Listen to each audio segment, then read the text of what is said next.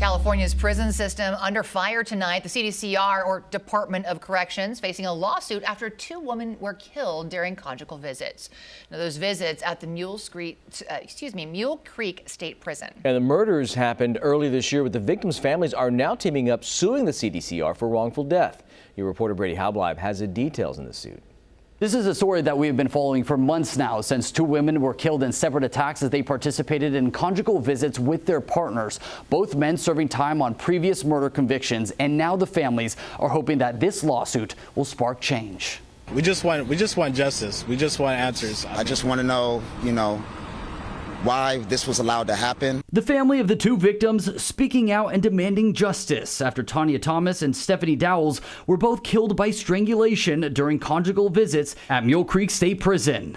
I don't want anything to happen to anyone else going up there, I want justice. In a news conference Thursday, the family's attorney announced that they're pursuing legal action against the prison and CDCR for wrongful death, claiming the prison didn't have enough safety protocols in place to keep their loved ones alive. And they're demanding accountability for the state prison system, the warden, and everybody associated with this prison system, including the guards, who allowed 2 women who went to see their husbands to get murdered for absolutely no reason. The families claim the prison failed to properly screen and supervise the visits, and that the prison officials even tried to cover up the first incident. Assemblymember David Tonkapaw represents parts of the Central Valley and is also calling for change and seeking legislation to potentially end conjugal visits in the state altogether. These 2 families and 2 lives have been lost that should still be here today.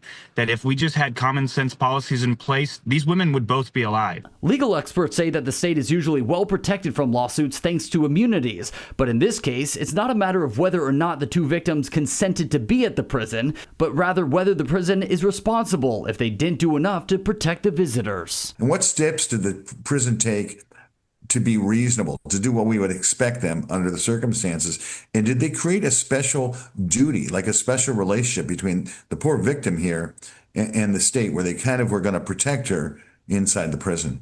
I reached out to CDCR and they tell me that they're unable to comment on pending litigation. Meanwhile, Tanya Thomas's husband, Anthony Curry, has been charged with murder related to her death. However, charges have not yet been filed for Stephanie Dowles' death.